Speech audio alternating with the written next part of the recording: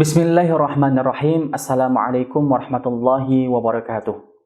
Pemirsa yang dirahmati oleh Allah Subhanahu wa taala, kita berjumpa lagi dalam halaqah ilmu hadis.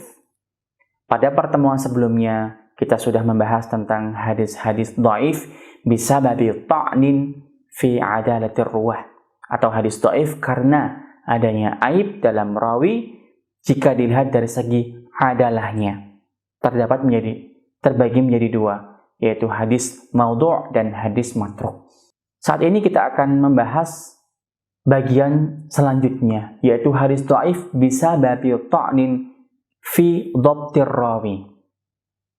Berarti hadis dhaif karena adanya celah atau aib dalam diri seorang rawi, namun celahnya tidak berhubungan dengan adalah lagi, melainkan berhubungan dengan kualitas hafalan atau penjagaan seorang rawi, baik ketika mendapatkan atau mengambil hadis atau proses tahammul, atau ketika menyampaikan hadis kepada orang lain atau proses adaul hadis.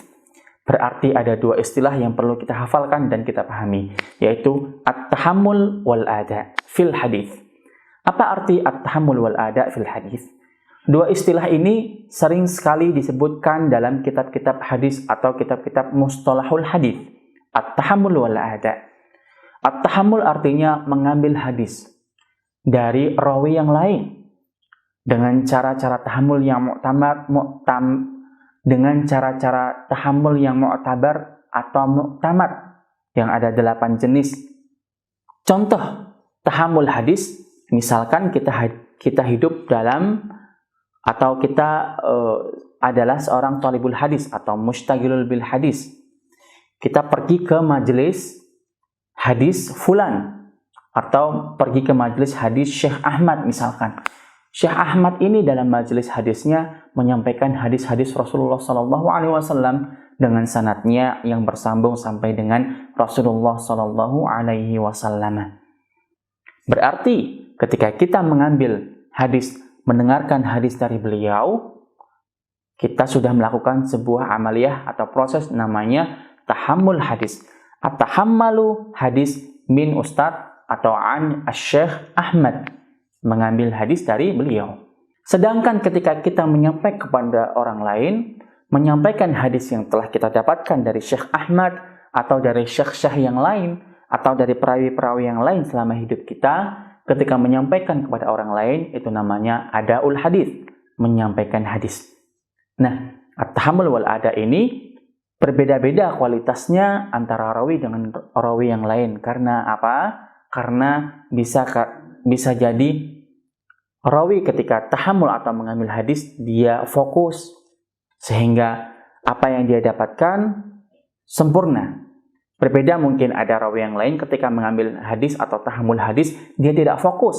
Dia disibukkan dengan tulisannya atau disibukkan dengan hal-hal yang lain, atau dia ghafil, lengah ketika mengambil hadis. Sehingga otomatis itu akan mempengaruhi kualitas hadis yang dia dapatkan. Boleh jadi, atau sebab lain, dia tidur ketika tahammul hadis, maka itu tentu dapat mempengaruhi kualitas hadis yang dia dapatkan. Pemirsa yang dirahmati oleh Allah Subhanahu wa taala, ada berapa macam hadis-hadis dhaif yang disebabkan karena celah atau aib pada kedobitan seorang rawi. Ada 9 macam. Di antaranya adalah hadis munkar, hadis syadz, hadis maqlub. Hadis syadz, hadis munkar, hadis muttarib, hadis mudraj, hadis maqlub, hadis mu'allal, hadis musahhaf, hadis muharraf, al-mazid fi muttasilil asanid. Ada 9. Kita ulangi sekali lagi. Hadis-hadis dhaif yang disebabkan karena celah pada kedobitan seorang rawi. Ada 9. Yang pertama hadis munkar. Yang kedua hadis syadz, hadis mu'allal, hadis muttarib, hadis mudraj, hadis maqlub, hadis musahhaf, hadis muharraf, dan Al-Mazid fi Muttasilil Asanid.